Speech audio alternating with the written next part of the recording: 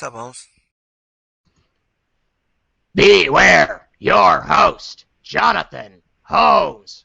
Thank you, Sinistar, for introducing me, and thank you, Justin Woodward, for being on the show. That's you, right? Justin Woodward? Yes, they call me ICJ though. You could just call me ICJ. ITJ, what does that stand for? ICJ? ITJ, sorry. Yeah, ICJ. Yeah, it's just people just call me, because I'm so laid back. That's awesome. ICJ. I've never met someone with a legit cool aspect to their name. I met Chuck D once, but I've never met Ice-T or Ice Cube or Vanilla Ice. You were my first Icy, Jay. It's great. Thank you. They used to call me Foster Freeze, but they kind of, they went out of business a lot of places. You know what I mean? So. They used to call you Foster Freeze? No, I'm just messing around. I'm sorry, I believed you 100%. Thank you so much for being on the show. You are of Interabang Entertainment. Did I pronounce that properly? Yes, sir. And you guys are making Super Combo Man currently, and that's being published by Adult Swim Games, is that right? Yes, Adult Swim. All right, just checking. Yes, it was Adult Swim who got me in touch with you and every guest for most of December anyway on this show. So thanks for being on it. What got you started in wanting to make video games? When did you first have the idea to do it? I love video games since I was little. I was obsessed with drawing and obsessed with just games. I was very introverted in middle school and then in high school, and I went to an art high school, so that's all I would draw and did fine art with that type of thing in mind. Comic books and games, that's all I really cared about, and music. So I was really into art. So I wanted to do it, and so after I got out of high school, I wasn't exactly sure what I was going to do. So I went to community college, and then after that, during that time, I was like, there's nothing more that I would want to do than just make games. So I went to a gaming school or a game art and design school, which will remain nameless. But but I went there in hopes of becoming a game designer. But I didn't know that it would focus more on the art aspect, which I learned a lot from. But after I got out of there, I got a job. I did a small stint in the industry. Working as an environment artist, and it was very unfulfilling. Can you name what game you worked on, or games you might have worked on? I worked on it was very small. It was like 6 months. I worked on the ATV off-road series for THQ, MX vs ATV. I worked on that, and I worked on a lot of smaller projects for studios, just freelance 3D design. And yeah, I don't even remember all of the names because they would just say, here's a bunch of stuff and then just do it, and I would do it. And it was you were making the sand dunes and the trees and I did a lot of trees. I did a lot of buildings, and it was very boring stuff. It was very cog in the machine stuff. And I'm not going to hate on that, but it was not. I'm very much kind of I have to be creative. You know what I mean? Or oh, there's a calico. Yeah, she just showed up. She never comes out. She's so scared of the dog. This is like a spotting of the Bigfoot. This is amazing. Hey, how you doing? Sorry to interrupt you. Who were some of the people you looked up to growing up in terms of comics, in terms of games, in terms of music, in terms of all that stuff? Well, as far as music, I'm a big, huge hip hop head. So I was obsessed with Wu-Tang at the moment, and they had 30 different groups at the time. So I would pick each and every one out, and then Eminem and just very lyrical people. I was really into studying lyrics and stuff like that, complicated word patterns. And as far as art, it was during the end of the Marvel era, I guess. When everyone split off to Image comics, so I was really into Spawn and Wildcats and Rob Liefeld, even though people hate on him, and Jim Lee and Todd McFarlane and all of those guys. I was really into that type of thing. Sure. Eric Larson? Could you get behind Yes, him? Eric Larson. Yeah, yeah. Mm-hmm. Savage Dragon. He had the craziest way of drawing too. He didn't even draw with his fingers. He would hold his pencil or pen like this, and he would do all his drawings. It I was had no crazy. idea, really. Yeah, I went to because we were in San Diego, so I started in San Diego. I was raised there, and I would go to every Comic-Con, and I would just go and kind of see the artists. At that time, the artists were the big thing. Like they would have long ass lines just to get an autograph. It's like wrapped around. Now it's a little different. Like Artist Alley is not as it's not as special. It's more about like seeing directors and things like that. But anyway, that's I'm going on a tangent. No, it's an interesting point in that the way I see game developers, particularly indie game developers, coming up and making a name for themselves now is similar to how in the Image era suddenly it was the artists who were at the forefront instead of just the characters. People realize it's Todd McFarlane people are buying Spider-Man for, not Spider-Man necessarily. And we're slowly getting there with games instead of it being like, oh, this is a Mario game, this is an Edmund McMillan game, or this is a Jonathan Blow game, or this Justin Woodward game after your game comes out. I'm the feeling you're going to be able to attract that kind of attention. So it's an interesting parallel that you saw these artists coming up and being kind of superstars and saw them potentially as people you could follow in the footsteps of. At least that's how it sounds. Yeah, but I wouldn't even say, I completely understand what you're getting at as far as like that's the way it is. I mean, especially with social media and things like that, people want to know the person behind it, and they want to become followers of that, and hopefully, elevate themselves to that dream. So I completely get that. In this case, though, I can't even say like a Ed McMullen or a John Blow or anything like that because my team is what I rest our project on. You know what I'm saying? So it's not a lone wolf situation, but I can understand like there's certain stars that stick out, and if I do, that's cool. But it's about the team for me. Yeah, that's excellent. It's not quite to the point where games are always like comics, but if you do end up becoming a figurehead for your company, how will that make you feel? Have you given that much thought, seeing that you're now in front of the camera here on this show, and this may lead to even more appearances on similar things as Super Combo Man comes closer to coming out. So how does it feel to kind of be putting yourself out in the forefront, not just making trees in the background, but being like the figurehead for a new thing? It's great. I actually love it. I love being, it's fun to be the face of something, and hopefully, anyone on the team who wants to be a part of that, it's great. I think the thing is, if this can afford us, we can get some more opportunities to this, to hire more artists or to get more work for, to build something bigger. That's my end goal. So we can, it may sound kind of corny, but like create opportunities from the community and for the economy. You know what I'm saying? And that's the biggie for young, inspiring artists.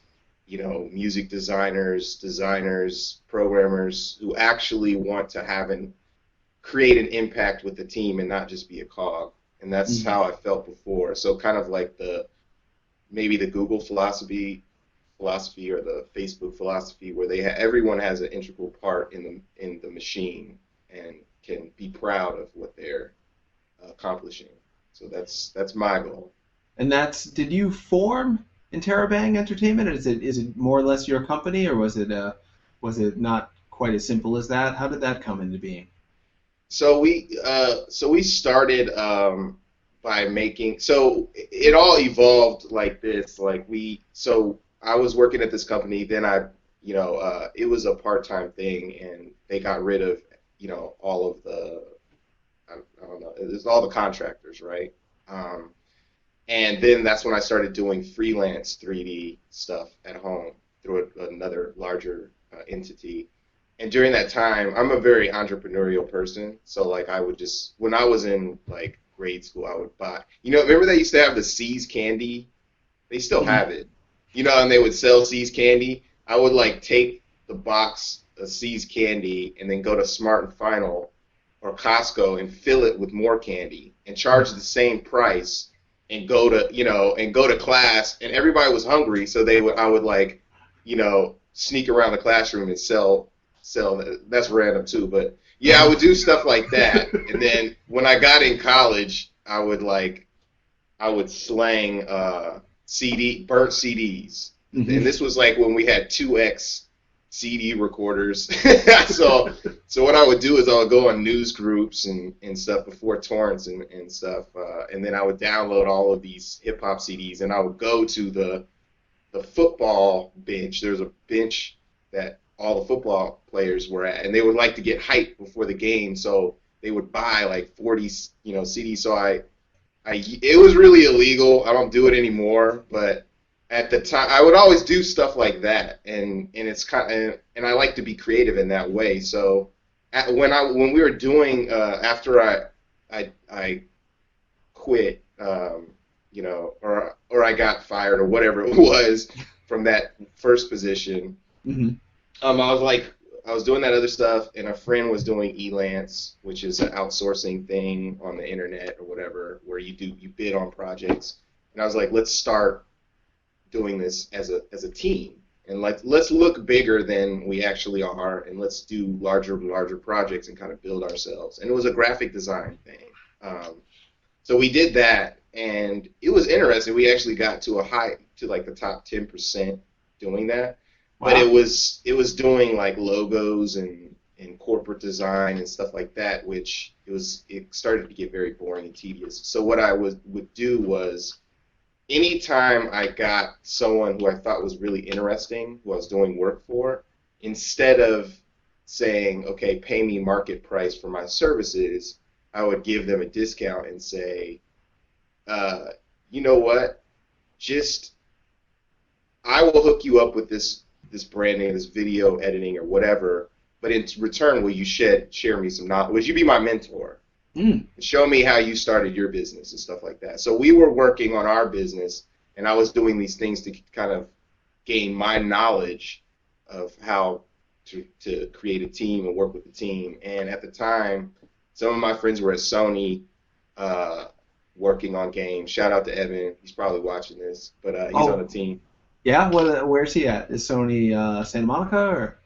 It's in San Diego. So I had a couple friends working there, and they were all dispersed. But I think everyone wants to be very creative and do something. So we started to. It kind of blew over. I stopped enjoying the graphic design aspect of it because I'm really into games, but the knowledge that was being dropped on my head from the people that I was meeting was really interesting, and because I'm really into that. But we said, okay, there's one contract that was a game. It was called Shinobi Ninja Attacks, and it was a game, and they wanted to make a retro like Ninja Turtles game, and we're like, let's do this. And we didn't have really any knowledge of making games besides the knowledge that we had from school, because we all went to the same school, or most of us, and whatever we garnered from being in the industry doing 3D design. But that doesn't really show you how to make a full-fledged production. Sure. So during that time, I have a mentor, Alicia, who she was like, you should, when you do go after this opportunity, form a company.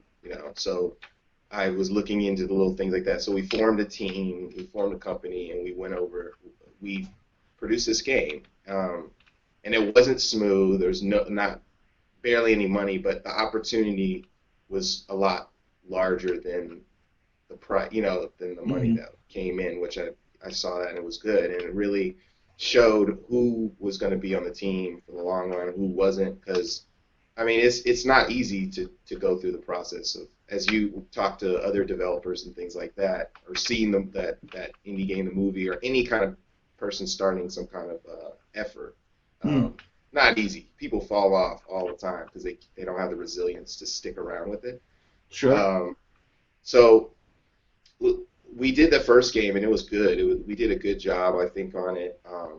It was on What's it called again? Shinobi Ninja? It's called Shinobi Ninja Attacks, and we did it for a band in Brooklyn, but since the contract was weird, so like they ended up pulling it from the store because we had ownership.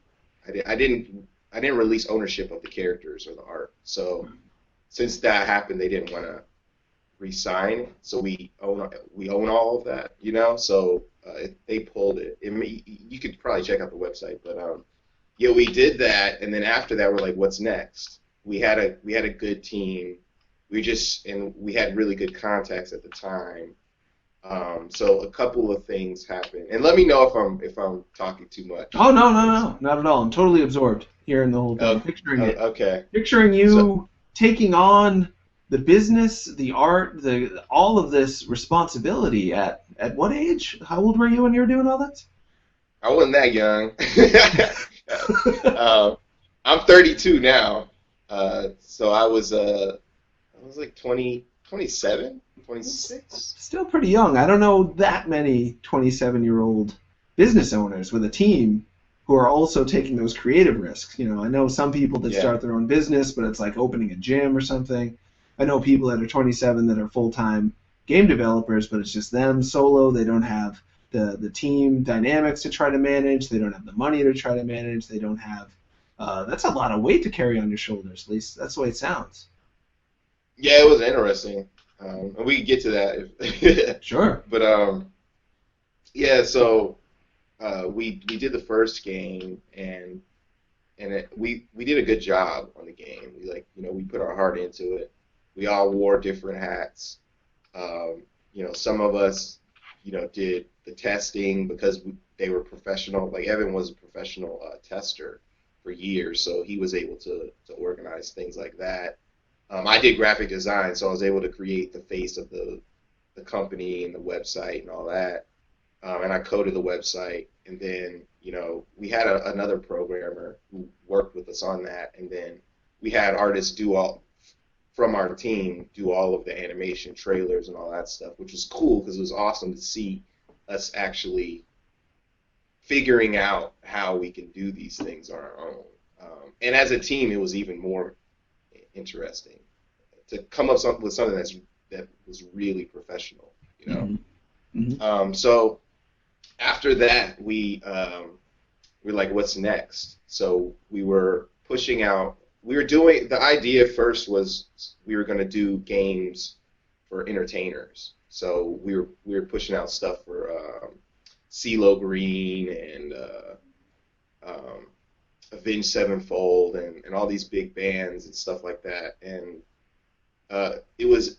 they were interested, and our interest was making games that introduced them to a game audience, those bands, and the game audience being introduced to those bands through something that's good. Because a lot of the games that you see that are licenses are shit, So like, just to be blunt, So our idea was to make something that's actually really cool, that has really good gameplay mechanics and elements, good art, and then bring that to the masses through them, through them or through their fans. But it was just the music labels are so predatory as far as their cuts, not trying to do things on spec and not willing to pay out what our worth was, even if it was below our worth.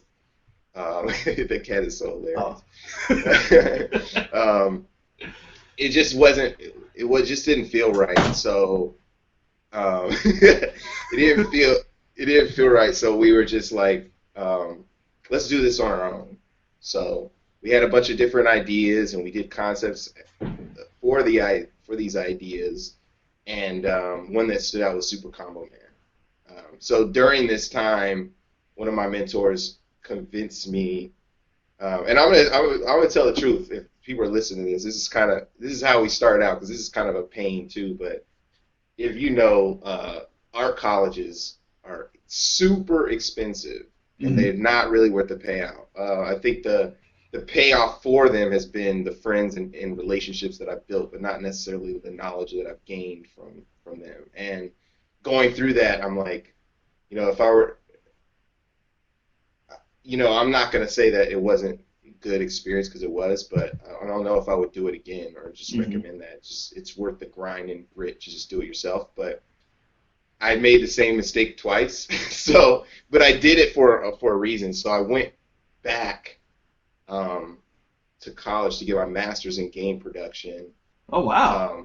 And then I also had I got another mentor, Clint Keith, who I'll shout out to, who's really amazing. He brought a different production methods to the table. And I was just, like I was saying, I kind of learned you got to get mentors to do this, because you can't, you can learn all of this on your own as far as entrepreneurship, learning how to make money and all that stuff, but you can do it so much faster if you have people who are willing to help you, and you can reciprocate your knowledge of what you know, or you can help them out. So I did that, and then during that time I was in my master's, I was using the extra loan money to put into the business, because the percentage that you have to pay back is so much far less than having doing an SBA or business loan with the banks and stuff like that. So I was doing that, and we did a Kickstarter when Kickstarter was just first showed up, and no one was doing game projects, and it was like a complete failure. But we learned a lot about ourselves and how to pitch and things like that through that. And it wasn't a failure, because the video that we made, it was so ridiculous. You can check it out later. I had these nuggets on my head, and we were from the main character and all this stuff. But we were working on the game. Everyone was working. I was working school full time, my master's, and I was working on this, and everyone else was working part-time jobs or jobs and doing this on the side. And the opportunity came up. I was looking at all these opportunities, how can we get this thing moving forward quickly? So what ended up happening was IGN had this thing where they had an indie open house. So it was like a GameSpy IGN type of effort, but it was more GameSpy when they were around. They did back-end technology for games, multiplayer and stuff like that. How long ago was this? This was 2000 and the end of 2010 is when we really things start getting off the ground for Super Combo Man.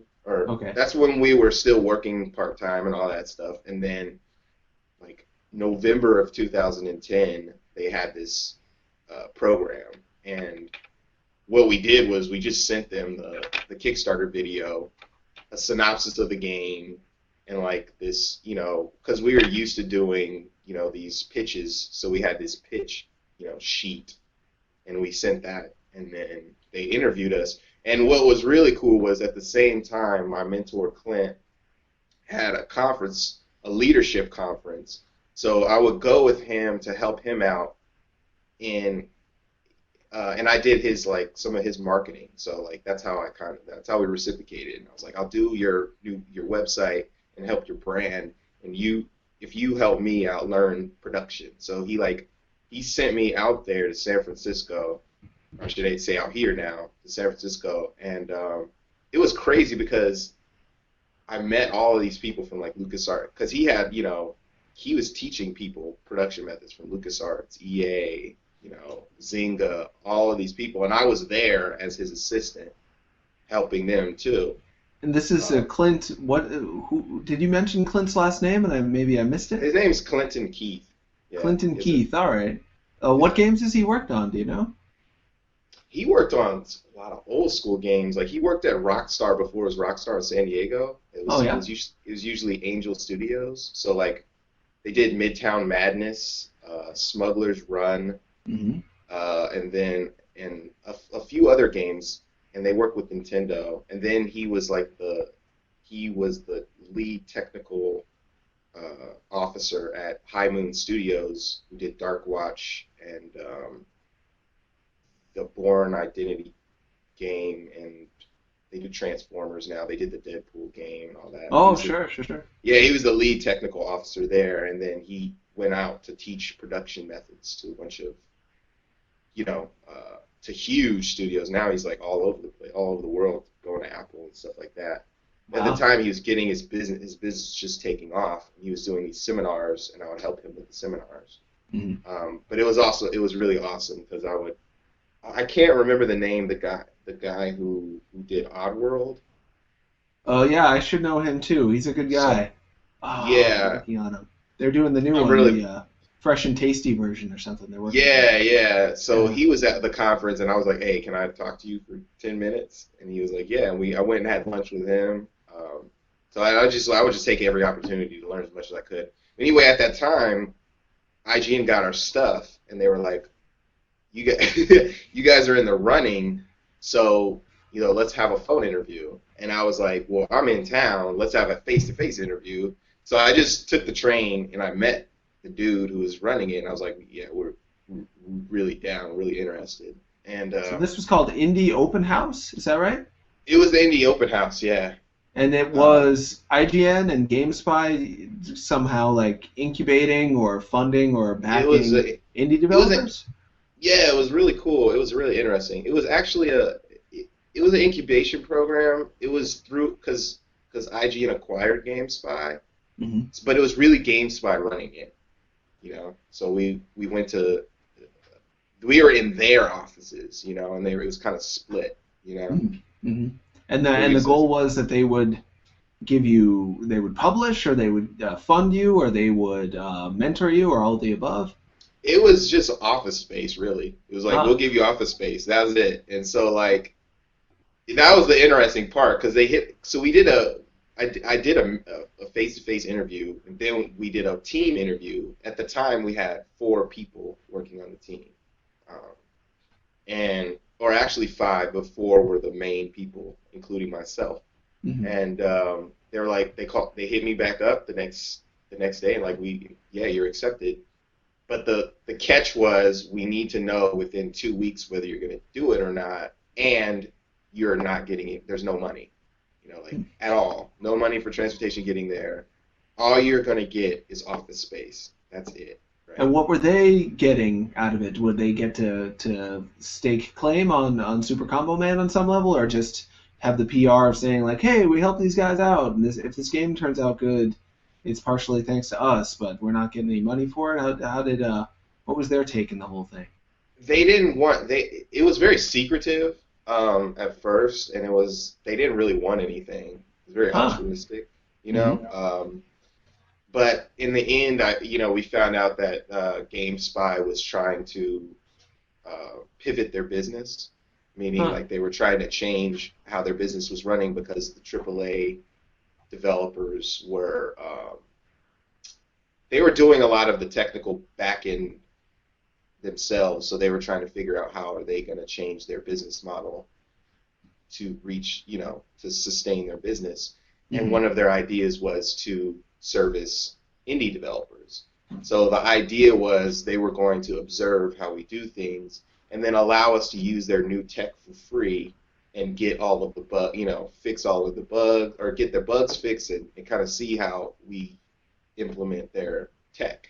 Huh. So it was really interesting, and it wasn't very they weren't predators or anything like that. They weren't trying to get points on the back end or anything like that. They just wanted to help indies and figure out how that could possibly help their business. And then IGN, I think it just looked good for them, as far as like housing indies and stuff. And so what ended up happening was we had to make a big decision, like how are we going to do that? I was like super broke, like ridiculously broke, I was sleeping on the floor at the time, and everyone we know that they had their jobs and stuff, so this is a big leap. So I talked to Clint, and then I talked to my other mentor, Alicia, who's still working with us, who's a partner now, but and she's like, you need to do this, you need to figure out how to get this, to do this no matter what it takes, and do it. And Clint was like, fuck yeah, do this, I don't know if I could curse. Yeah, you can curse. I did anyway. But anyway, like, yeah, he was like, that's all he said was, fuck yeah, do it. Like, and I was like, okay. if he's saying that, because it's scary, you know what I mean? Like, it's kind of what I was saying about resilience. It's like, you don't know what's going to happen. We're broke, like, you know. Yeah. And I have a fiance too, and I, you know what I mean? And like, I just proposed, but this came up, so it's like, do I do this? Everyone who went had a girlfriend too, so that was crazy. One guy, like, they broke up because of this opportunity and stuff like that. But anyway, so what ended up happening was I contacted my college at the time, and that's it's UAT. I'm not even afraid to say that. They really supported me through this. They said, I was like, I gave them a proposal, like, how will this benefit you if you can possibly, you know, sponsor us to get up there. So like, they ended up, I got that okay. And then my mentor was like, you know what, I'm going to give you some money, and you make it up there, and then we'll figure it out from there. So we ended up doing that, and then support from my fiance and other people, like, you know, helped us make that journey. So we just packed. It was Chris and I just packed our shit in the car. We just drove up with a motel. We had money for a motel, and then I have a cousin who, her ex-husband said we could stay with them on Treasure Island for 2 weeks. It was really, really random, right? So, wow. Did you know your cousin's ex-husband? I met him. Yeah, I met him before, but it was still kind of random because it was an ex-husband. Yeah, absolutely. Yeah, but it was interesting. So the idea was we were going to go up. Chris and I were going to go up, and then following that, the other, Evan, and I can't remember the other guy's name right now. And who are Chris and Evan? Evan's one of the developers who are working. He's part of the team. He's been part of the team from the get-go. And then Chris was part of the core team, but he's doing something else right now. But yeah, so it was just us. So Chris and I, the plan was Chris and I were going to drive up, stay in the hotel, stay with my cousin, and find an apartment. And then the four of us were going to live in the apartment. The other two were going to, because they were already because we had 2 weeks to make the decision, so they had to put their 2 weeks in their job to come up, right? So we were up there for 2 weeks. We found an apartment, which I'm still in now, and they came up 2 weeks later, right? And we were at IGN. We were in IGN. We were working like 12-hour days because we were finishing a patch on the other game, the Shinobi Ninja game.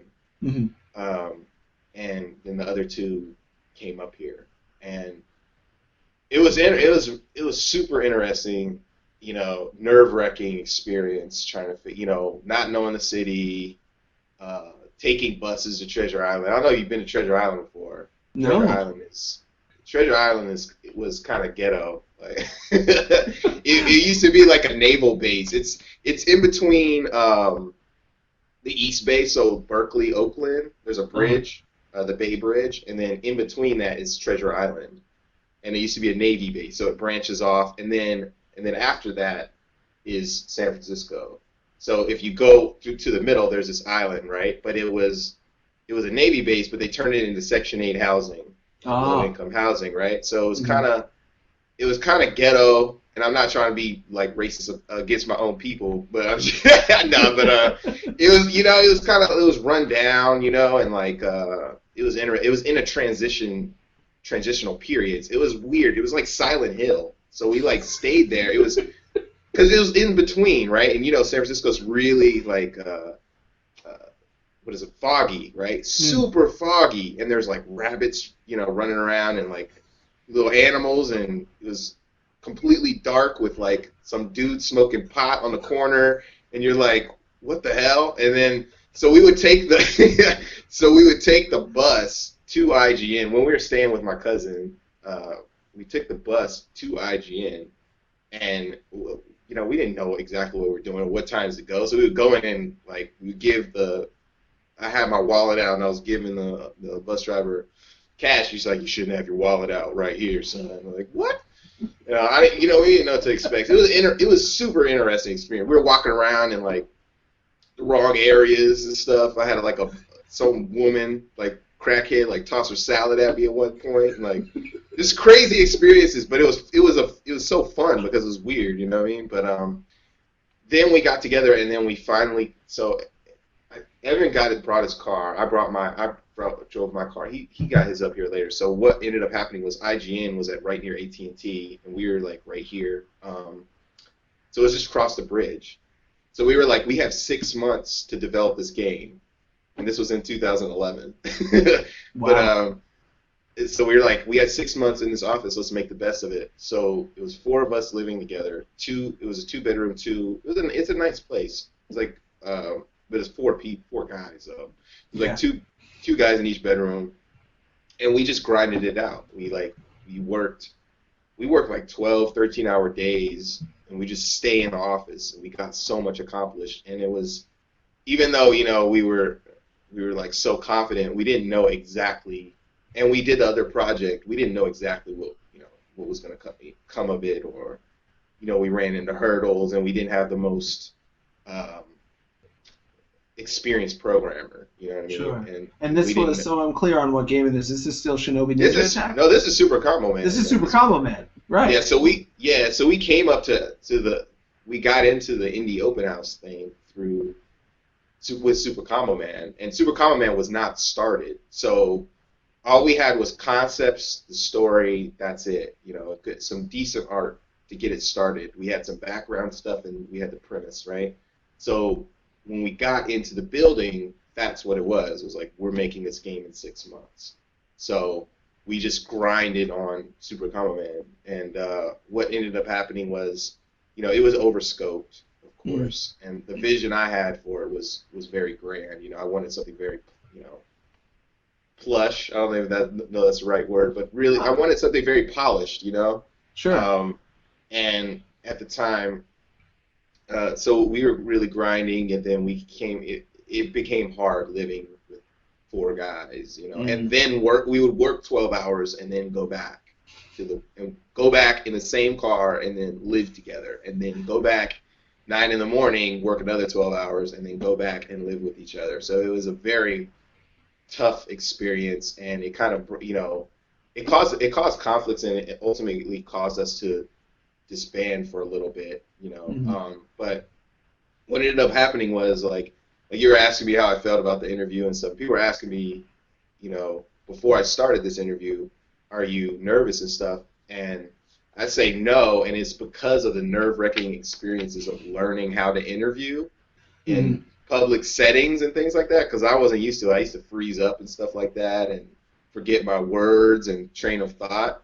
But now it's like really natural. But that experience, like, they gave us office space, but the thing, I think that just my mentality has changed over the years and stuff like that. Every opportunity that I see, I will take it. And any wannabe game developer or game developer that wants to be indie, it's like, it should, in my opinion, be the same thing. It's like, they gave us space, but what is in this space? They have press, they have contacts, they have shows, they have equipment. Like, just being cool with people allowed us to do different things that we may not have been able to do if we just sat there. And so what happened was there were 6 teams, and a lot of them were like, oh yeah, they gave us office space, but we're complaining because they didn't give them any money, or complaining about this and that. But this is a great opportunity to do.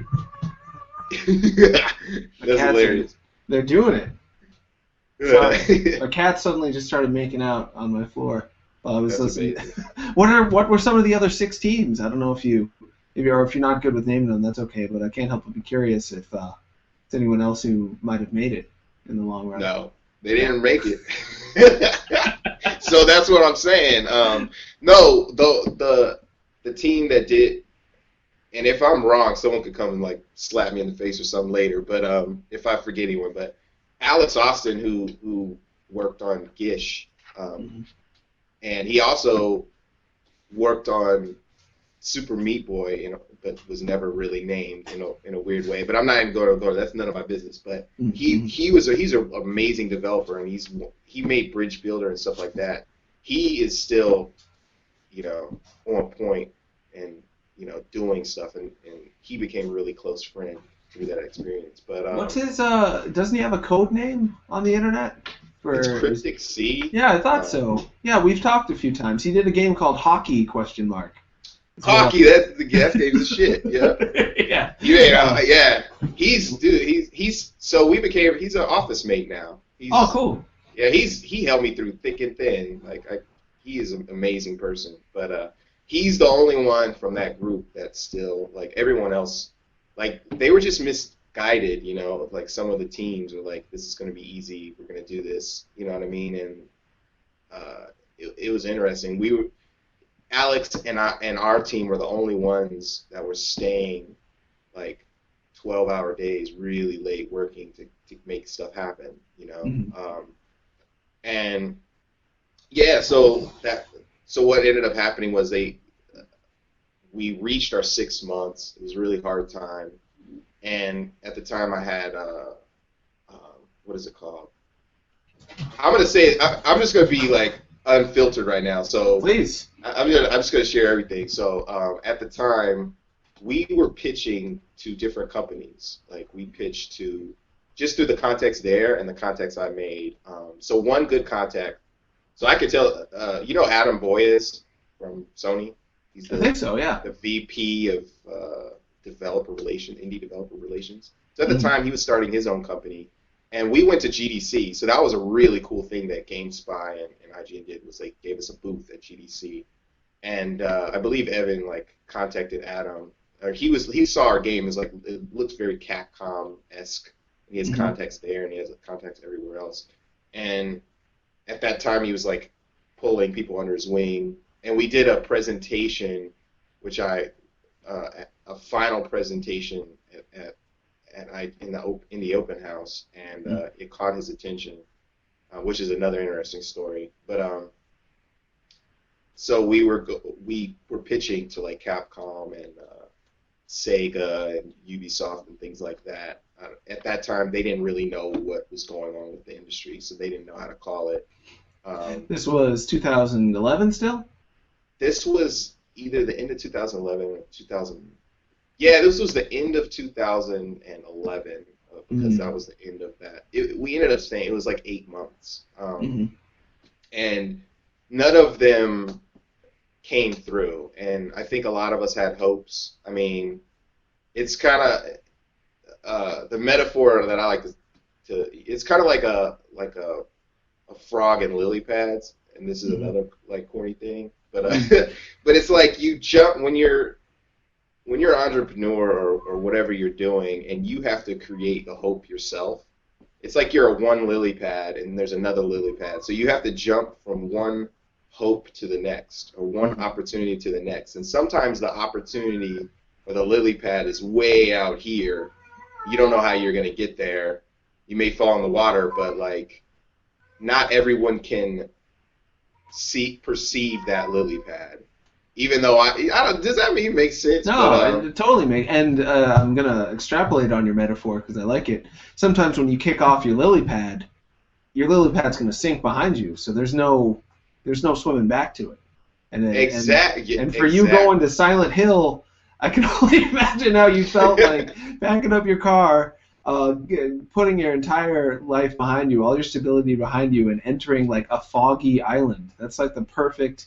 You couldn't have written a better metaphor for what you were going through, but you turned it into an adventure and continued to write it to the point where you're at GDC. That's incredible. And giving a speech, and Sony is listening to you. So, but none of those. That's strange that none of those opportunities panned out. But I'd imagine that all of those companies had different stuff going on that maybe was similar to what you were doing. Did you have to worry about them stealing any of your ideas though? Because that's one of the things. Sounded like you didn't have a lot of protection, and you were really out there, exposed, putting your stuff out. People could have easily just tried to snatch and grab it and clone it before you could get it out yourself. Well, I think the interesting thing is, and I think a lot of people, some people get it, but some people don't. Is that memories? I mean, not memory. That ain't making sense. Ideas are like a dime a dozen, right? And like the implementation of those ideas takes a lot, costs a lot in time and effort, money, whatever. So I'm not worried about anybody stealing my ideas, because if they could take the, the time and the effort to implement those ideas and make something great, then they were worthy of making that come to fruition. You know what I mean? I don't think anybody's going to steal, you know what I mean? So I was never really worried about that. I mean, I was at first, but, I just grew to learn that that's kind of how it is. And they really don't care about the ideas either. They just want to see something, tangible that they can work with, especially with indies.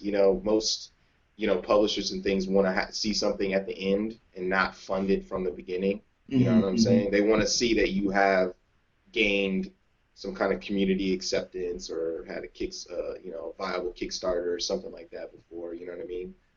The fact that we had a few accolades helped us get into the office. So to me, it was training. So every time if there was a failure, and what I was talking about for the lily pad type of thing was like, I knew something was going to happen, but it's hard to express that to the team who is suffering so much due to lack of money. And I'm willing to go through that, but not everyone. At some point, people's expectations start to change, especially when they have people in their ear, families, girlfriends, and stuff like that. And that's exactly what happened, was that, like, after pitching to all these companies, I knew there was potential, and I saw potential, and it's obvious other companies saw potential, but getting any kind of deal or investment or something like that is not something that takes 2 weeks. It's like it takes 3 to 6 months. I was talking to Steve and them, from Adult Swim for like a year before, they had the opportunity to start picking up people and stuff like that. So it just, it just takes patience, and not everyone, has it, and people have other things they have to take care of. So during that time, when we were pitching and things, enough was enough for a lot of the team, and they just had to split. But during that time, I wasn't really scared of people stealing the ideas, because I think it's the whole essence of it, huh? I'd imagine you were afraid, though, that this long trip you'd been on could somehow end in a crash, and it sounds like you, out of everybody on the team, and this is just how it sounds, like, stop me if I'm wrong, but you were able to grasp the vision of what could happen and tolerate the reality of what it took to get there more than maybe everybody else, and that's really terrifying place to be in. And if your vision falls apart and it turns out the reality all along was you couldn't make it, and that's what maybe other people were worried or were thinking, that's about as risky as it gets. That was your whole life on the line, I'd imagine, and money that wasn't going to be easy to pay back or to gain again if you had to turn around. Yeah. So what ended up happening was it crashed. It crashed really horrifically. I mean, in my opinion, in my mind, I was like, damn, this is bad, But what ended up happening was, like, so during that time when everyone had to go back because of the lack of money and stuff like that, what happened? I was asking Drew from GameSpot, can we stay longer? Like, we really want to make this game. We've been working like really hard on this. It's going to take longer. We need more funds. We're going to try to find that, but can we still have the office space? Because that has helped us with our momentum and stability. So he said, yeah, and we ended up staying, but we weren't able to get the funds, to pay for ourselves. So I was like, you know what, I'm going to stay, So everyone went back to San Diego, and I'm like, I'm going to stay. So I stayed, and everyone had to get jobs and stuff, and it kind of fell apart. So I felt like at that time that I was on my own. You know what I mean? So there was a couple months, and then what ended up happening was I had to find a roommate, to take care of the other side. So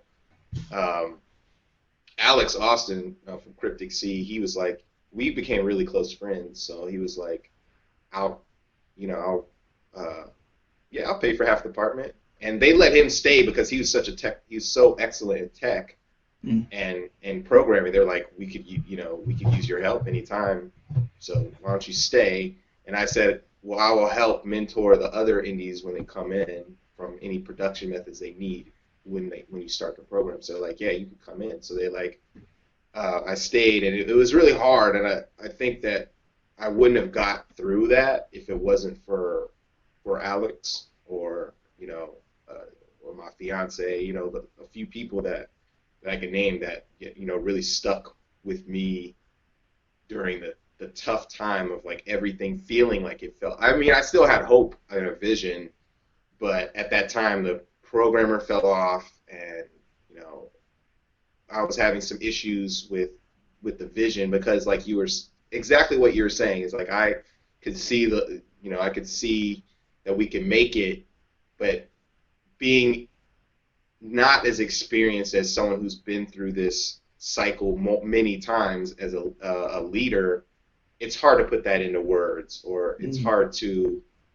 even though I empathize with everyone, it's hard to express myself, and I can't project my way of thinking to someone else. You know what I mean? So, and did so you I accept. I'm sorry. Go ahead. No, go I ahead. said, so I accepted it. You know what I mean? And I accepted that I'm going to have to rebuild. And did you start to? How did you face the fact that, like you're saying, because you hadn't had a lot of experience, this would be the project that you're defining yourself as someone who can make this company happen, that can make this game happen, and this crashes and falls apart. Did you begin to lose confidence? Did you begin to see yourself as someone who might not be able to do it? And if so, how did you power through that? Well, I was like, when everyone left, I just, it definitely hit my confidence and pride. It's a punch, it's a punch in the face. And then the thing that I beat myself up a lot because, you have to through empathy, you have to empathize with whatever people are doing on the team. So if someone's feeling a certain way or some things aren't working right with them, I have to kind of see it from their perspective, or else the team won't work. I don't know how to describe that. No, that makes perfect sense. But you know what I'm saying? The team has to be an extension of you, and as a result of that, you are going to take on the emotional state of the team. And if they're feeling pessimistic or angry, or you're going to take that on too and have to share with them and show that you're getting it. But as a result, that can't help but kind of weaken your intensity or your optimism on your own to have to take on the kind of the pain of the team. That's how it sounds anyway. Yeah, so that's exactly what happened. And once everyone left and I wasn't working, 12 hours, 60, 70 hours a week, because I couldn't do everything on my own because it's so team-oriented how I had it set up. I'm not a programmer. I'm an artist and things like that, but, I can't do that side of it. A lot of reflection happened, and a lot of that reflection caused pain because I was thinking of all of the things that I did. There's a lot of things I did right, you know what I mean, and because we got here, but there were things, learning to be a better leader and a better person, I had to, those things, I reflected on those pretty tough. The decisions I made, and I'm not going to blame myself for everything, but at the same time, I know that there's certain things that I did, certain decisions that I could have done better. So that time was pretty tough, like a few months was pretty rough. And I didn't know, some of it was heartbreaking and stuff, because you do put yourself, I think a lot of indies and people who are in something so much is you put your life, it becomes your reality. This game is my reality and nothing else is. You know what I mean? It's I think it's something I heard once about that process, and I feel like might have experienced it a few times myself. Is you get into an emotional crisis and an identity crisis and a life crisis, And the reason I remember it is because it sounds like chrysalis. This is going to sound really weird. I just realized. Oh well, I'm already this far. And the chrysalis form in insects. I don't know if you're familiar with that. That's like the cocoon phase when energy drops down. You're kind of cold. You're not able to produce as much, but there's this kind of churning internally. And if you're able to churn internally on that and process everything you've gone through and grow from it, then you'll come out bigger and stronger and more capable than you ever were. Or you just stay in the cocoon and never come out and become an accountant or something like that. And it sounds like you're yeah. Is that did I do all right? That's it. That's exactly. I'm gonna have to use that too. That's a really good one. Yeah. But yeah, that's exactly what happened. But the thing is, though, is that I've surrounded myself with people who were like I was saying, throughout my life or whatever. At that point, because I made a firm decision, this is what I'm going to do. I will die before I quit on my journey to do this. So whatever failures it takes for me to learn what I need to know, even if this game Super Combo Man fails, it's just part of the journey to get where I am going to get. Like, no doubt about it. Like, or I will die. So once I made that decision, it made it easier for me to make other decisions, like I was saying, like getting mentors around me and people who have who understand the industry that I'm going to get into, or business and things like that. So those people, when I was in that cocoon state and I was reflecting, I was able to share my reflections with them, and share my thoughts with them, and they were able to share their experiences because they were my senior, many years my seniors have been through this, and a lot of them were like, I wish I could go back in time and tell my younger self these things, so they were glad to share that knowledge with me. So that helped me say, yes, we can rebuild this and keep things moving forward. So where does Adult Swim eventually play into this? So we stayed. So I told you we stayed longer, and then they had a second round of the Indie Open House with GameSpy, and I was like, "Hey, can we stay for that too?" And he was like, "Yeah." So what ended up happening was we had another booth at GDC, and we were doing all. I rebuilt the team completely. I just hit up friends who I've known for a while who were good, and the way that the people really enjoy the idea of the game and the art style and things like that. So we got a lot of fans, who were like, "This is really cool," and a lot of people, and it's a business, so we had jobs here, and even though we're not huge, people would hit us up and be like, "Yeah, I'll work for free," and so we did back end things like that. So we rebuilt the team. And we went there. We went to GDC, and they were there. And at that time, we were going to do a deal with a mobile company, so we had to make a mobile version. So we made a mobile version of the game, and we had the PC version, and we did all this other stuff. And so we had the tablet, an Android tablet, and an iPhone with the game on it, with different controls. And I went to the booth. I was like, it was another thing. It was here's another chance. You know what I mean? I love Adult Swim game. I love Adult Swim. I know they have a game division. Let me go check them out, and let me show them the game. And they were like, I gave them a poster and some stickers, and they were like, this is cool, but you know what? This doesn't fit the type of games we do on iOS, because it's not. It's it wasn't completely touch based. It's a combo game, so it doesn't fit directly on that platform. And so they're like, yeah, but we'll hit you up later or whatever, if something changes. Whatever. So I contacted them. They're really cool. Steve was a really cool guy, and he was like, if you guys want to do Flash games, or if you guys want to do iOS games or something like that, we could talk about that, and that would be separate. So they're really friendly. They always want new content, stuff like that. So I was like, okay, cool. When we got into heavy content, we started developing pretty heavily that next 6 months. And you'll know the developers in that indie open house were all pretty well known because Alex was there, David David from Humble Bundle and Wolfire, he was in the open house, and Tim Keenan from a virus named Tom. Oh wow. He was also there. So we were all. It was only 14. So we were all pretty. I mean, we weren't well known, but we were kind of gaining stuff. Gaining some significance and stuff. And we were at Evo and things like that, showing off our game.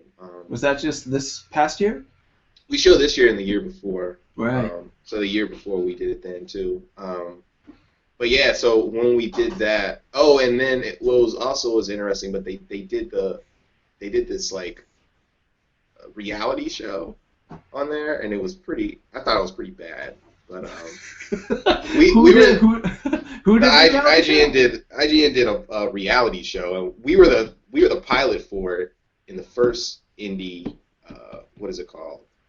In the indie open house, and it was filmed beautifully and produced well, but it was just a horrific like showcase of what it takes to be a developer. It had nothing to do with it at all, What was it called? Indie Open House, the show, or it was called The Last Game Boss or something like that. It was called The Last Game Boss, and then we became friends with Matt and Jake from Team 2-Bit, who put out Fist Puncher, who were actually talking to them, and so we were good friends with them, and then they were talking to them at the same time, which we did not even know, and we were hitting up a bunch of, we had a bunch of publishers hitting us up, like I think Capcom, we were talking to Capcom at the time, and some other ones, but this is what happened. At the end of it, we did another Kickstarter, and the Kickstarter was real silly, and it ended up being successful. So yeah, I saw that one.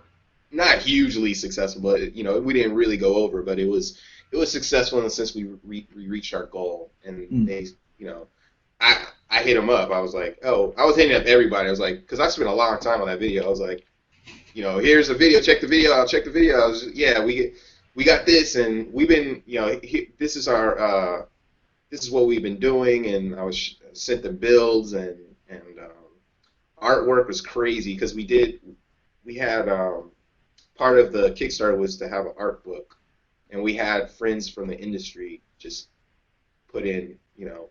make pieces for the game, and it was amazing. Like, they did such great work. I was just shooting it to people, like, it's kind of our marketing package, and this is where we're going with the game, because at the time we were still looking for funds, even though. I'm just going to shed light on this. Like, we did a Kickstarter. We did a Kickstarter for, like, I think it was $14K or something like that. Yeah, and you ended up with 16? Something like that. But we really needed, like, we needed, like, 60, you know what I mean? Sure. So it's hard to gauge that, We wanted to go over. We should have asked for something else. And I think a lot of other indies. But we also had Plan B, so if you are a Kickstarter backer and you are watching this, you will get your game because we're coming out. But it's just an underestimation of what it takes to get it through.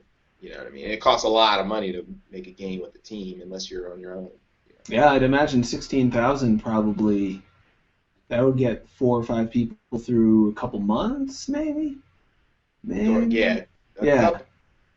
I mean, if you're in like even a small studio. They burn through like 20, 30K in a month. Yeah. You know what I mean? With 10 people. But anyway, I don't know. That's besides the point. What ended up happening was we had that. We shot that out, and then they contacted us, and we just started the conversations going. And during that time, I actually threw this thing called The Mix. I'm not sure if you went to it. It was at GDC. I saw some of it. Hyperlight Drifter was there. Yeah. So yeah. A little bit familiar with it. Yeah, so we ran that in LA. That was Wow. That was in November. But we did one at the other GDC last year. And I invited everyone I knew. So it was cool because like they were Adult Swim were able to go there and, you know, check our game out, see our team, and see all the other games they had there too. I think they were able to meet people there, and then they had a really amazing party at GDC too, so we got to meet them again, and it just, you know, it's a slow process, you know. Sure. Huh. So that's kind of how that formulated. This has been so good. I haven't barely had to say anything, and you've maintained a narrative that's been linear and interesting and direct for like an hour, more than an hour. It's incredible. And we've barely even talked about the game yet, and we also have questions in. Super Combo Man, what a beautiful looking game, and the fact that you put that much craft into just the hand-drawn animation in the background makes it stand out. Every time I post about a game on Destructoid that has low-res pixel graphics, no matter how beautiful the graphics are, there's at least like 10 people that are like, ugh, so sick of the pixel thing, it's so cheap. They won't be saying that about Super Combo Man, because it looks to me like classic era Sega Saturn, when like my optimism for Sega Saturn was at the max because there was all these beautiful hand-drawn Capcom games on there, and games like Astal was on there. It gives me that feeling. Oh yeah, Astal. Yeah, you remember that one? It was beautiful. Yeah. But it is purely it's got a style to it that couldn't come from a big studio, at least as far as I'm concerned. You take some risks with some intentional misspellings, and with the lead character who's he's clearly chubby. He's a skinny-legged, chubby guy with big hair, and he doesn't even care. And he just runs out there anyway. He's got the confidence of someone who isn't aware of their lack of ability to succeed at whatever they're at, or at least all the hardships they might face because they don't have the natural abilities that a Batman would have or something. He's kind of the anti-Batman in terms of design, and yet he combos like what's the highest combo in the game in terms of numbers? I mean, you could keep going. I mean, I've reached like 300, but you can. The whole idea is that you can combo through the whole level if you're skilled enough. Really? Yeah. Yeah. Please tell me more. I was gonna say, because you can actually like we wanted to make the mechanics so you can juggle dead enemies, and so you can juggle them into new areas, and then if you kick a light, it'll continue it'll keep your combo going, and then you punch a box, it'll keep your combo going. Your combo counter won't go up, but it will sustain your combo. Mm-hmm. So then you get to the next enemy and you keep comboing him, and so you can actually reach the end without dropping combo. The entire stage is one long combo. You could, yeah. Wow, that's incredible. How did he go about designing the lead character? Is his name Struggles? Is that correct? Yeah, his name's Struggles, yeah. Which is perfect. I mean, when you see a guy like that, I relate to him much more than I would your typical action hero character, because I feel he looks how I feel a lot of the time when I'm pitting myself against an obstacle that seems too big for me to take on, but I go for it anyway. And is that why you named him Struggles? Because he's bound to struggle through what he's going through? He's a struggler. I mean, you want me to explain it a little bit? I know we're like running out of time. No. We started a little late, so hopefully we can go a little late. And then we'll get to the questions. Okay. So Struggles was a culmination of things. Like he is that like inner child. Sounds corny too, but introverted person I was talking about, where you have these people, or including myself and friends and stuff that were in high school and stuff, who were just so immersed in comic books and so immersed in their games and different characters, who they identified their struggles with that, right? Mm-hmm. And that's kind of where the idea came from. And also, I worked when I mentioned this before, people got mad because it's not really PC, but I worked with children with autism for 6 years, and during that time, I really started to identify, see how they identified with things and things like that, and they would kind of like Rain Man. They would focus, well, not like Rain Man, but they have those kind of abilities. But the reason is because they would focus so narrowly on one subject that they would become so obsessed with it.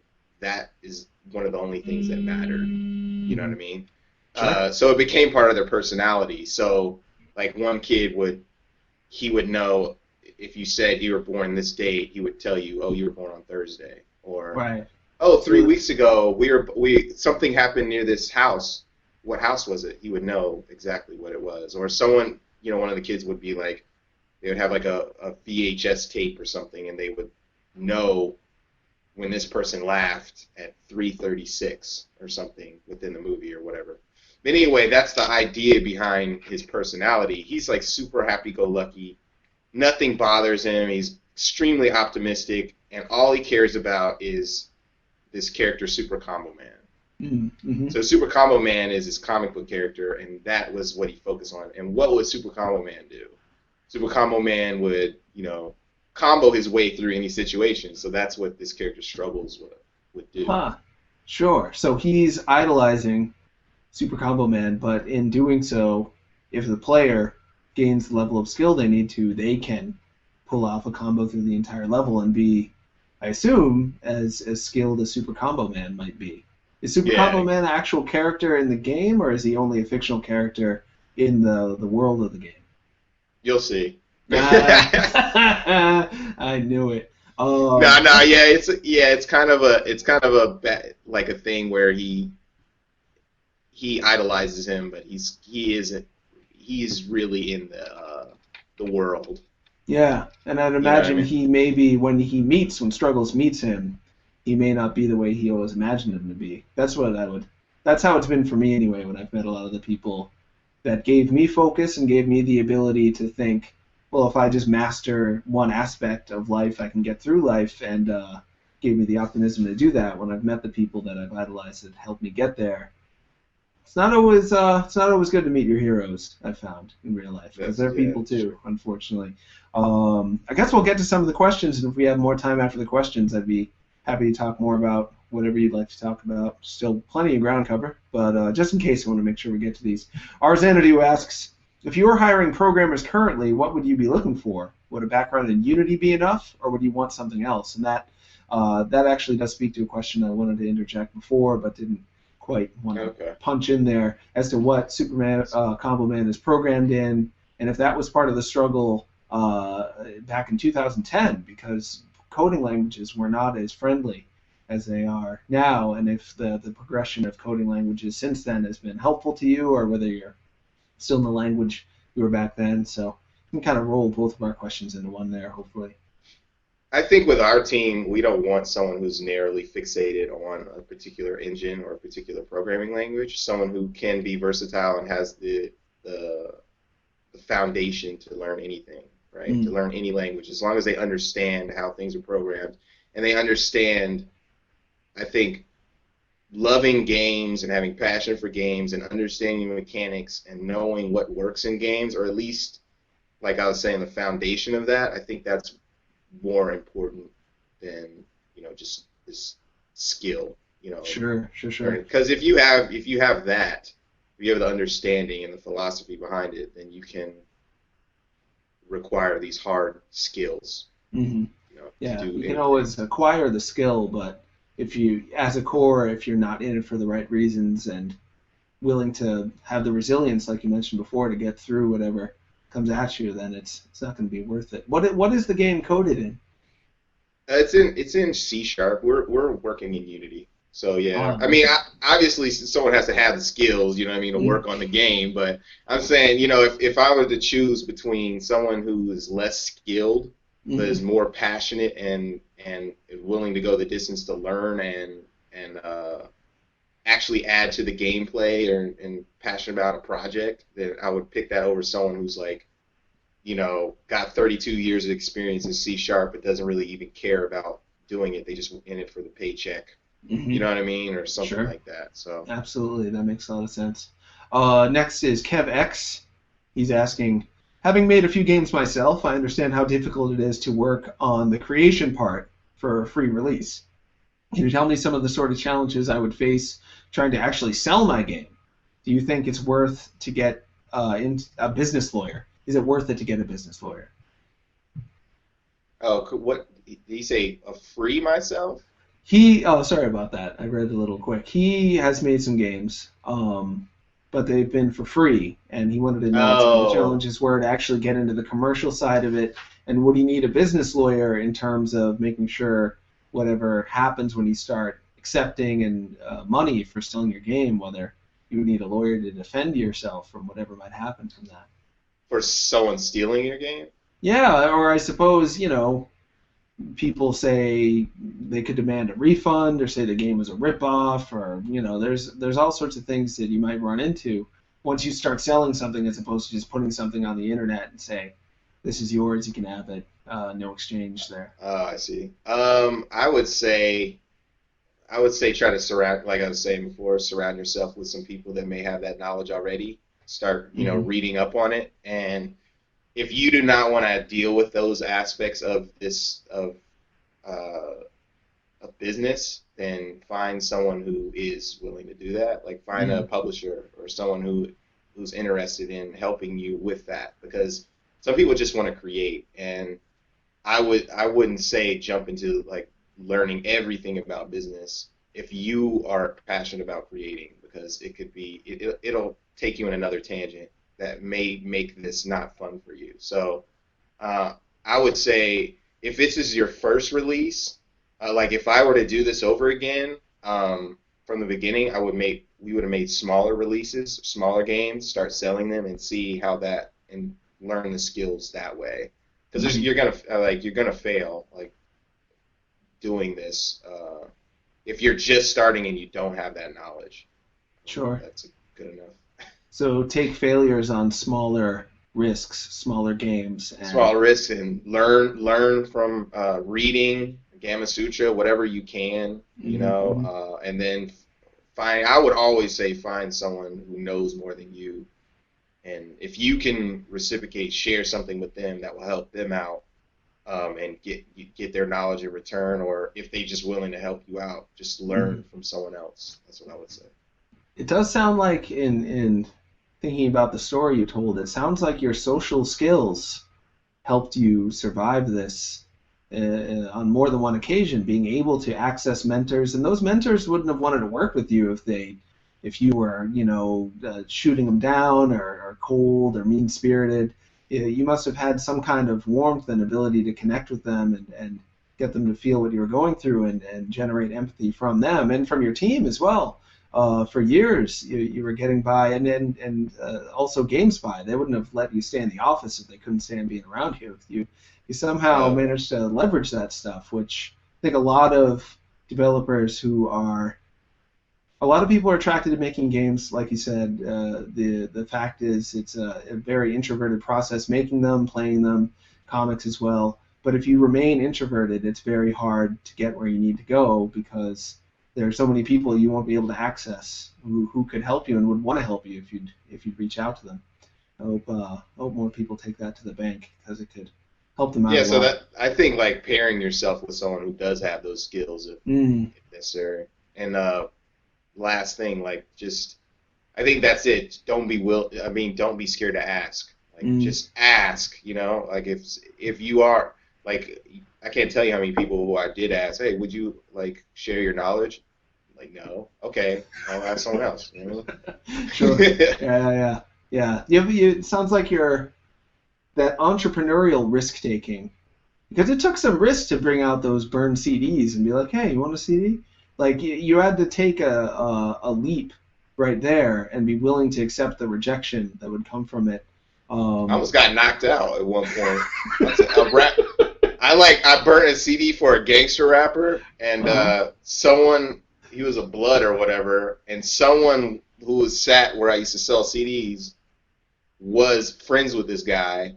So the dude came to the campus, and one of his friends grabbed my whole stack and was like threatening to beat me up, and the dude, and I was like, okay, I'm gonna lay low, and that guy actually came with an entourage for me at one point. It was crazy, but that's super tangent. That's that's not a common story for this show, though. Sean Alexander Allen, I don't know if you've met him. Hell yeah, he's a homie. He's hilarious. I love that guy. Yeah, he's been on the show before. He talked about getting headbutted at when he worked at GameStop right before he started working at Rockstar, which was a similar story. You guys have told the two best stories in terms of physical violence on Tech history. David North asks, is it possible for a company to avoid studio politics, or is it the nature of the beast when it comes to being a part of a team? There's going to always be politics involved. Always. Mm-hmm. I think that you have to, if you're the head of the studio, you have to kind of release your ego, or you have to kind of tone your ego down, though. Even though you may have ego, especially when it comes to your team. You can't let your ego get involved with team politics too much. Yeah, I'd imagine you have to separate yourself personally from it, because the whole issue is people, their egos are getting damaged, and then their agenda then becomes to heal their own ego, or to seek power in their own way, or to strike back against someone that they feel slighted them on the team. And if you enter that, then there's nobody to mediate and to pull it back together so everyone's working cohesively. I think if you have too many politics and you're just starting, that's not a good sign. Mm-hmm. You know, you should be able to talk directly with everyone about everything that's going on. And if there are some things where people are talking behind your back or whatever, it needs to be handled in a direct way. And you need to not delegate. You need to kind of see what issues are having, and if you're not working well with that person, you need to figure out a solution to that problem, because that'll destroy. Conflict within a team will destroy the team, like point blank. So that makes sense. Politics on a small team should not really happen. I mean, anyway. And you're gonna keep expanding the team. Do you foresee issues around that, or has expanding it so far been all right in terms of managing the politics, managing the personalities, and that kind of thing? I think you just, like, the way that we done it, because I've had issues like when we started the first one, and that kind of taught me how to, evolve in that sense, is that, I talk to everyone, vet everyone, see if we're on the same mental level before they get in fully, and then, right now I think we have an awesome team. Like, everybody on the team is really good, cohesive, works well together, so. How many people are on the team now? We have, it keeps getting big. We have like 10 people. Wow. But we have like 6 to 7 core, and then other people that are helping out. So, yeah. And what's next for Super Combo Man? Where do you think it's headed from here? What are the plans? So we want to release this one like as a first episode. It's a full game, but like a first episode, and see kind of how it goes. And then we have a couple other projects we want to work on. I mean, we've been working on this so long, with big slices of time where we couldn't work on it cohesively, that, it's like, once we get this out, we'll see the response. We'd be happy to keep working on this, but also we have other ideas that we planned a while ago. Ah, cool. How many other ideas do you think you might be able to follow through with? We could follow through with any idea, but we just got to figure out one and stick to it. I don't think we could do too many at a time. Sure, that makes sense. When do you think episode 1 of Super Combo Man might be coming out? We're looking to finish in January. Wow. And next month. Hopefully launch in February. So that's exciting. Yeah. And it's PC, Mac, and you did end up going with the iOS versions? We can do that, but it's going to take a little bit of work just to get the controls configured for that platform. But sure. Yeah, and then next we want to hit consoles for sure. Awesome. Any particular consoles you're eyeing more than the others, or would you get on all of them if you could? We get on all of them, yeah. PC. Oh, and I didn't even get to ask. We're pretty much got to wrap up. There's another question from KevX. I feel bad not getting to it. Were there any big mistakes you made in the most recent venture? It seems to have worked, but in the end, is there anything you wish wouldn't have happened? If you could do that one fairly quickly, because I didn't even get to ask what are the games that influenced Super Combo Man the most. Oh, damn, that was a good one, too. Yeah, so we got to do both. If you can name one big mistake, if there were any, in the new venture, and also just throw off some of your favorite games on the way out. So, big mistakes? Sure. With the current venture? Yeah. Man, I can't even think of anything. I think I named it through this whole thing. Sure, they might have come But up. I wouldn't. I think I needed to learn everything that has happened. So I would not. I don't regret it. Anything that has happened. Sure. You Yeah. begin to see and you begin to emotionally process mistakes differently once you really get at home with the idea that it's all right. You don't have to rate yourself by your mistakes. You ingest them, learn from them, and move on from them and see them as a positive. It's something that, I don't know, for some people say it's the difference between long-term successes and failures, whether you can survive mistakes like that or whether they end up beating you down. I would say one thing was make a smaller project. You know what I mean? 'Cause this was supposed to be 6 months. It's been a couple years now. Like, it's always 8 times as long as Sure. as you think it'll be. Like, if you're just starting, if you're trying to go for a whale of a venture, it will make it much harder to reach that goal. Make small successes or small failures, Sure. and build up to larger projects. I'm excited, though. I'm glad you made a huge, beautifully 2D animated combo through the entire level game. So selfishly, I'm glad you suffered all that time.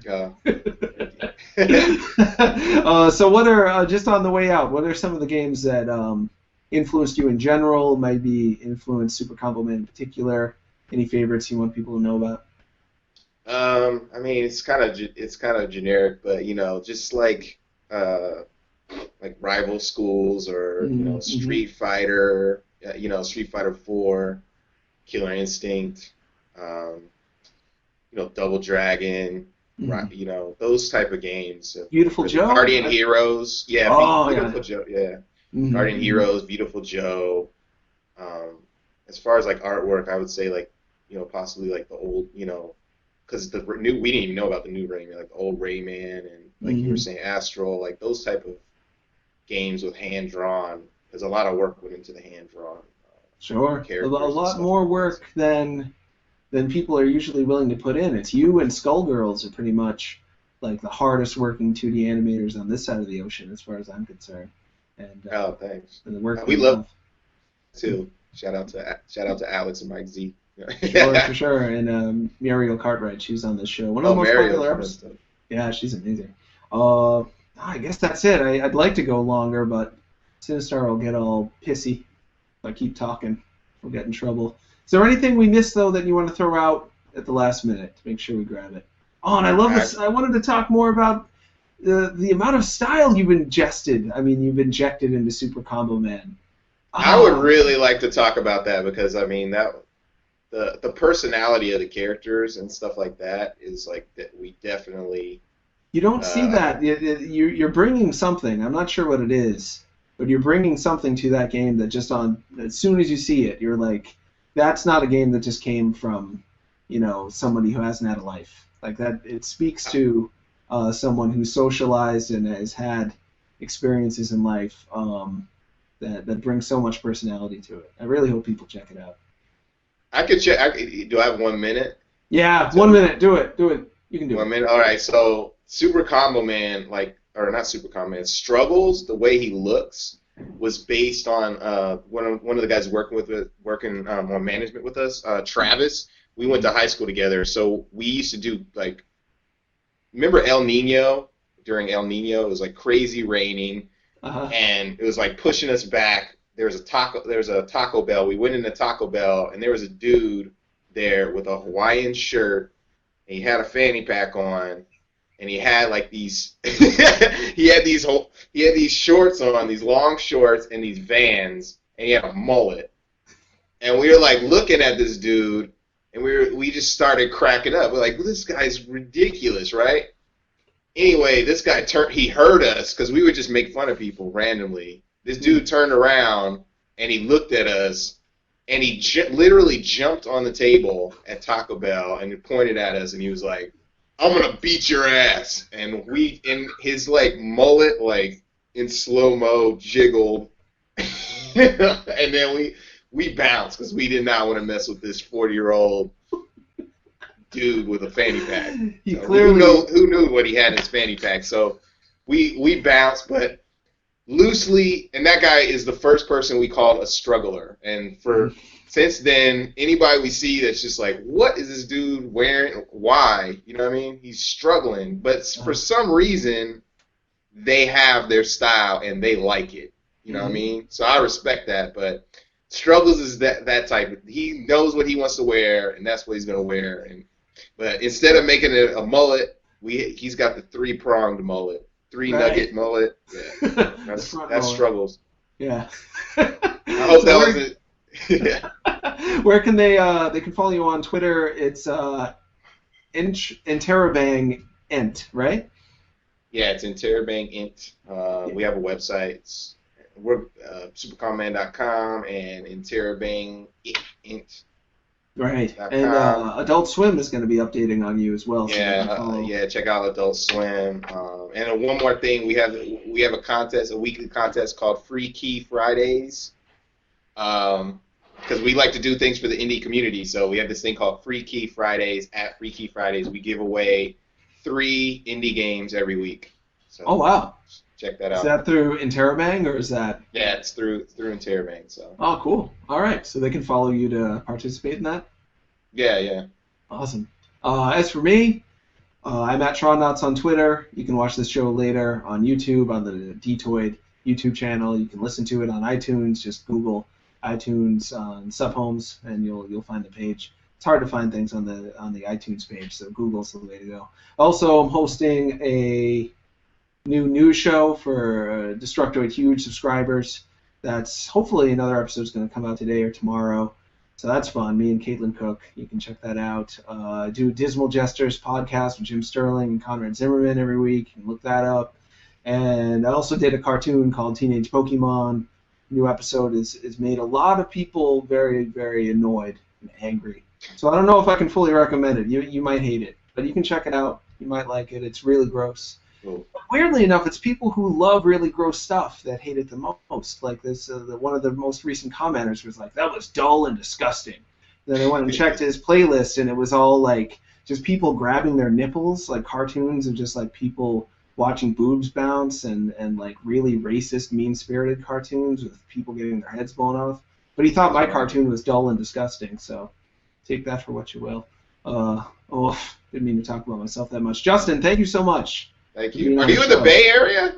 No, I'm not. If not, I'd be over your house right now. Oh, okay. Because I was like, we should kick it sometime. I would love to. No, I'm up in Massachusetts, so but next time I'm down there, I'll look you up for sure. All right, cool. Well, thanks for having me. I really appreciate it. My pleasure. Now, at the end, I didn't tell you this. At the end, you wave goodbyes, so Sinistar knows to end the show. So, goodbye, everybody. Okay.